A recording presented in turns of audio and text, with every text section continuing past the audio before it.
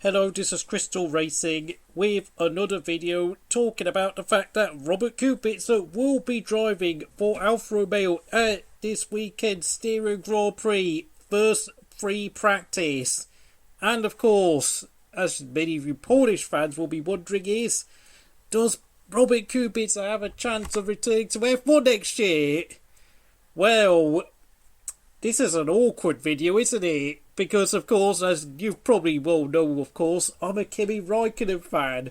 And who is the guy Robert Kubica would be most likely to replace if he was to return to F1 in 2021?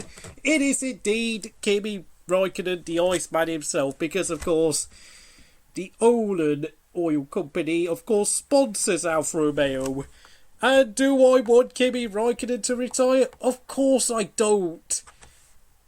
And having said that, I mean, if I'm going to be more honest about what I think of Kubica coming back, well, we've got to look back at Kubica's performances from last year.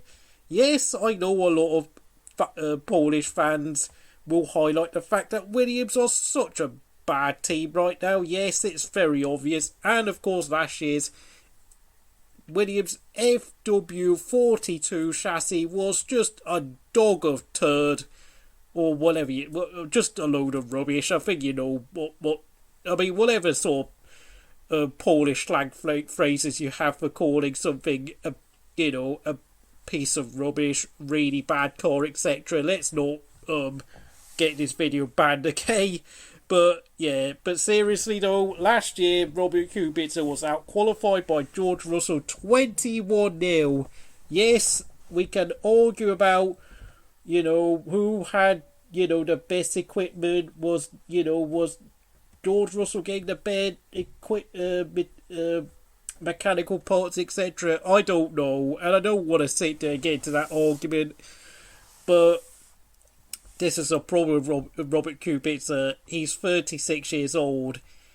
He is not going to be racing at all this year because, of course, the two drivers who are contracted at Alfa Romeo are, of course, Kimi and Antonio Giovinazzi. And, of course, if you're wondering which car he's driving, he's going to be driving Antonio Giovinazzi. Kimi will be doing the full weekend. But having said that, though, if Kimi does choose to retire, Robert Kubica does have a chance of returning to Formula 1 in 2021. However, we need to remember, of course, Ferrari do have a very extensive junior program. And, of course, in Formula 2 right now, there is Mick Schumacher, Michael Schumacher's son, Marcus Armstrong, a young Kiwi driver who's only about 19 years old, and Robert Schwartzman, who of course is the reigning Formula 3 champion. Of course, if any of those kids have an impressive season this year in Formula 2, it's going to be very tough for Robert Kubica to have a seat in Formula 1, depending on what the team decides to do with Kimi Raikkonen and Antonio Giovinazzi. If one of those kids does well, it's going to be very difficult for Kubica to honestly make another comeback to Formula 1. I mean, he's going to be 36 years old towards the end of this year. Like, how much longer can the team really... I mean, the chances of Alfa Romeo wanting to give Robert Kubica a full-time race seat is really not likely. Especially when you look at his performances at Williams last year. He was over a second slower than George Russell in qualifying quite a lot of the times. Even if you consider the fact that he did probably get a few dodgy mechanical parts because, the team were running short on equipment due to the fact that they're in a bad financial situation and they have less money than other teams at this point because of their poor management.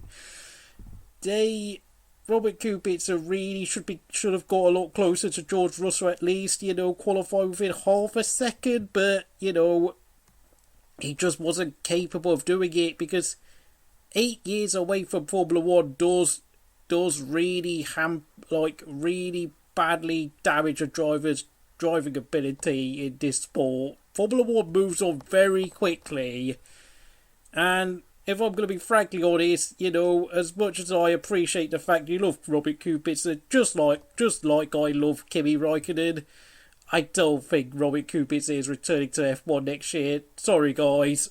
But, of course, if you enjoy watching my videos, please like, subscribe to Crystal Racing. Please stay safe, everyone, and I'll see you again next time.